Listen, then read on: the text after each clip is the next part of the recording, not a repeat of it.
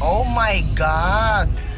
Mother, why is it so traffic? Ay, ang nasarado, lalo na yung kalsada doon sa market. Sinarado kasi nga, di ba, decongested na at the same time. Nakakaloka ang traffic, pero pag minsan nakaka-enjoy din pag yung ano. Decongested na siya kasi wala nang wala nang pumapasok na sasakyan. Pero ano pa rin siya. Pero feeling ko naman, Congested pa rin tong mga... feeling ko naman inaayos naman na nila, di ba? Inaayos nila. For the better future naman siguro to, after ilang months na naayos na nila lahat yung kalsadang yan, gaganda naman na siguro. Thank you Sana. to GLU, LGU, of the DPWH. city. Yes. Lahat ng sangay ng ahensya ng gobyerno. Grabing effort din yung ginagawa nila. Pero naman. ito lang masasabi ko, ang Pilipinas talaga gumawa ng kalsada na para sa sasakyan, no? Hindi para sa tao. Oo, kasi wala nang curbside talagang mga ano yung ibang... Walang walkway. As naglalakad na tao pa uwi ng bahay, wala talagang nalalakaran yung ibang kalsada. Kaya kahit nang aga mong lumabas sa bahay para pumasok, At kalaban nadaanan lang ako ni talaga. Mother Yan, naglalakad ako kanina, mag-aabang na dapat ako ng tricycle. Yes, nadaanan ko bang aking Nadaanan anak niya na may-ari ako. ng Makmakan Diners, Store and Events na naglalakad galing sa kanyang isang negosyo. Take note of that, diba? Kailangan niya munang bisitahin yung kanyang isang negosyo bago tuluyang pumunta mismo sa may harapan ng Sigos at Colleges kung saan ako nag-work kasi nandoon yung isang kapapatay And niyang soon negosyo. we will venture out again on another business. And you were like planning to have another business within the heart of the city of San Fernando, Yeah. right? Within Tavera Street. The Tavera Street. Barangay 1.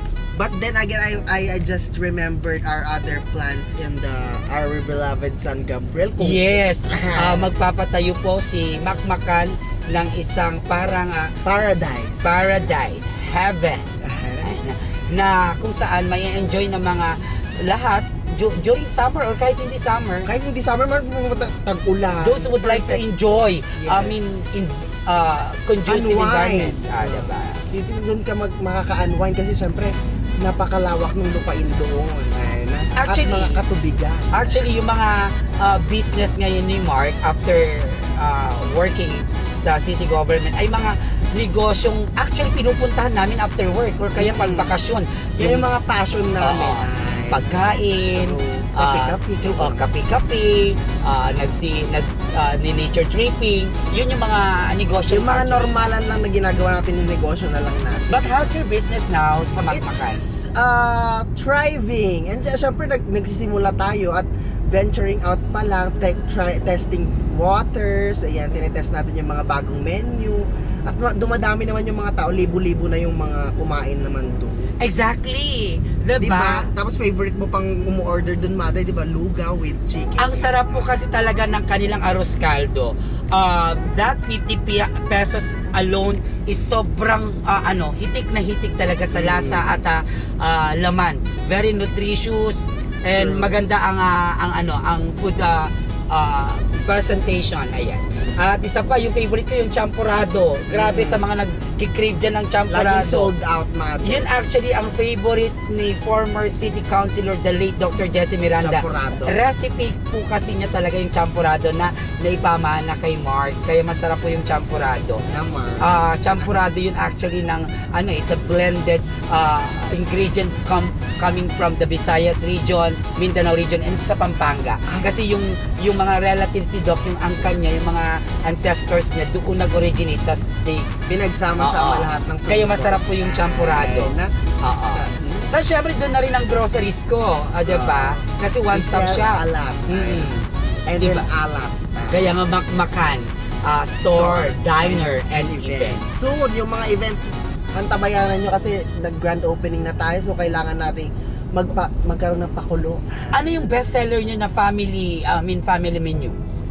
Family menu, pag pumupunta yung family, dun iba-iba naman yung in-order nila. Pero Kasi yung talagang... Pag kasi mga bata, lagi namang fried chicken, pork chop, kasi pag mga bata yung kumakain, burger, steak, kasi yung laging nilang in-order. Pero pag yung mga old na yung mga nanay sa katatay yung asado, syempre pag yung mga mga lolo-lola, lugaw, Diyos ko, parang lolo't lola hindi na. naman, may mga bata din naman kumakain ng lugaw doon. Pero Yun syempre, Yun lang yung mga experiences ko pag family yung set ng family yung nag-order. Parang ganun yung mga blend ng ano nila orders. Yun ang mahirap kasi pag naka-braces ka, kaya yun lang mga True. medyo ano. Pero pag I have much time, talagang umuupo ako doon, tapos nakain ko na po lahat ng menu na meron sila, Mark. Grabe, pinaka-favorite ko yung kanilang mga nilalagay na kung ano-ano doon, katulad ng pipino, ng kamatis, At yung ng carrots. Feeling ko yung binabalikan din nila, mother, yung ano, mga condiments. Yes, masarap. Sana yun maibos na itatoyo mansikan ko chili oil. Because if sa mga hindi nakakaalam po, si Mark, dati na po siyang may negosyo ng ano, Nagasa. nagasang na sili, which is it's a different ano naman yon, combination, mekos niya Yeah. po ang ingredients na. Ngayon may oil na, yun yung may oil na. condiments. Tapos meron na siyang honeybee. So marami siyang personalized talaga True. na exclusively sa makmakan nyo lang po talaga mabibili ng mga condiments and other products na siya mismo talaga din gumagawa. So talagang ang kanyang pamilya ay nasa negosyo, kaya I'm always supporting syempre si Thank you, Mark Mother Earth, for the support Miranda palagi. Aquino, known as Mac Macan. Diba? Ano na yung tagline na yung Makmakan? We do it because we can. We do it because we can. And nandito na nga tayo, Oo Mark. nga. Ipakita mo yung Ah, show. oo. Malapit lang siya sa Felcris Academy. Sikusat, and of Nearby, course, syempre, or fronting Sikusat ayan Colleges. na, dinadaanan ng bus. Oo, tas Ginagawa na ding babaan niya ng mga estudyante minsan. Ayan. Yan, bus. Tas And this is the facade of at the syempre, building. nandiyan yung mga Siku Oh, stations. tambayan At may area. kapareho pa ng iba, diba? Makmakan. Yes. Tagline. So, Mark, thank you so much. Thank you Good so much, luck sa Mother. negosyo. I hope to see you again. Happy diba? Mother, bye-bye. Bye-bye.